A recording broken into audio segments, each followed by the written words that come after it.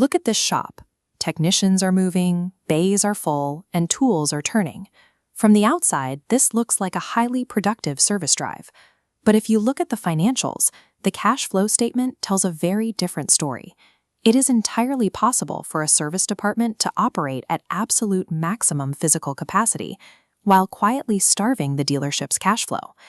The operational metric responsible for this invisible gap is known as WIP, or work held in process. In plain English, WIP is the work sitting in the bay but not yet realized in the bank. It represents repair orders that have been started but remain unfinished, unclosed, and unbilled. WIP functions as a pipeline of unrealized value that actively locks up your working capital.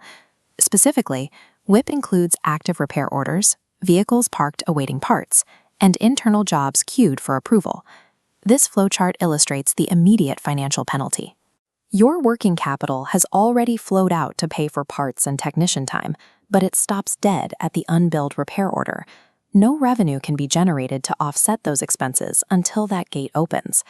To reverse this drain, leadership has to stop treating WIP as a static month-end reporting metric and start managing it as a dynamic, daily control system. Before you can build that system, you have to understand the exact mechanics of how a single dollar gets trapped on the shop floor in the first place. Unchecked, WIP turns a service department from an engine that generates cash into a warehouse that simply stores unrealized expenses. General managers view the shop floor as a function of cash flow and physical asset utilization. This schematic tracks a single repair order. The moment it opens and work begins, parts and labor are applied.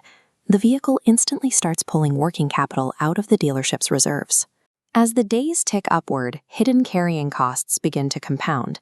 Every hour that vehicle sits, it consumes overhead, occupies bay space, and racks up loaner car expenses. By the end of the month, these compounded costs bloat the WIP ledger. This artificially obscures the department's true profitability and forces erratic swings in the financial statement when the work is finally cleared in batches. It boils down to a strict operational rule: what sits, costs. Therefore, a high WIP number is never proof of high service volume. It is a structural cash flow deficit disguised as busy work. Down on the drive, the service manager experiences this exact same financial deficit, but it manifests as physical gridlock. An overloaded WIP pipeline destroys shop flow. It forces technicians to start too many new jobs while finishing too few of their open ones, severely damaging labor efficiency.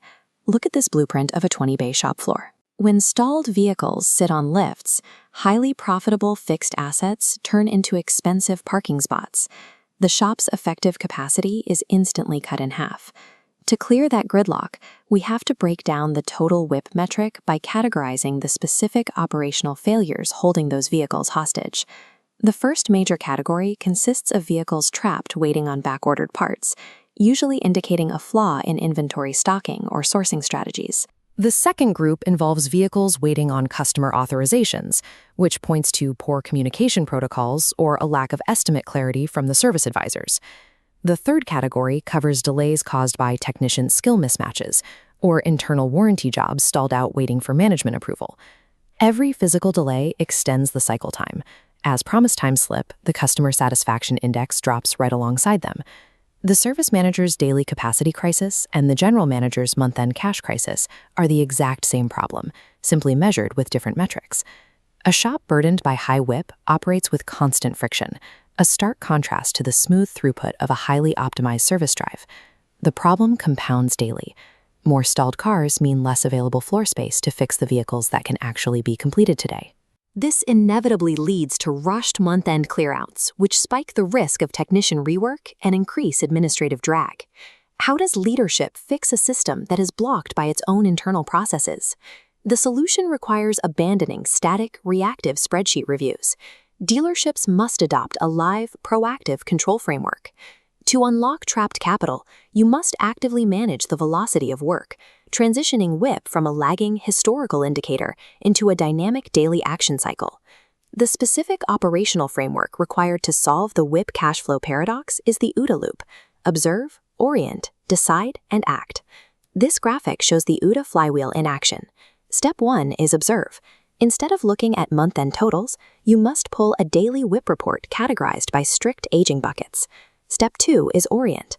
leadership has to calculate the exact carrying cost of that aged WIP, converting stall time into a quantified daily financial bleed. Orienting also requires cross-referencing those bottleneck patterns to locate root causes. For example, linking a high volume of vehicles waiting on parts to a specific vendor flaw.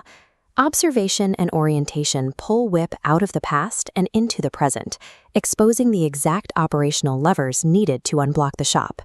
Step 3 is decide. You must convert those insights into hard operational limits for the shop floor. This means setting strict policies, such as capping the maximum dollar amount of WIP allowed per bay. It also requires implementing a firm finish-before-start mandate, requiring technicians to close existing repair orders before initiating new ones. Step 4 is act. Execution requires daily routines, starting with rapid morning WIP huddles between advisors and the shop foreman to target the 10 oldest repair orders.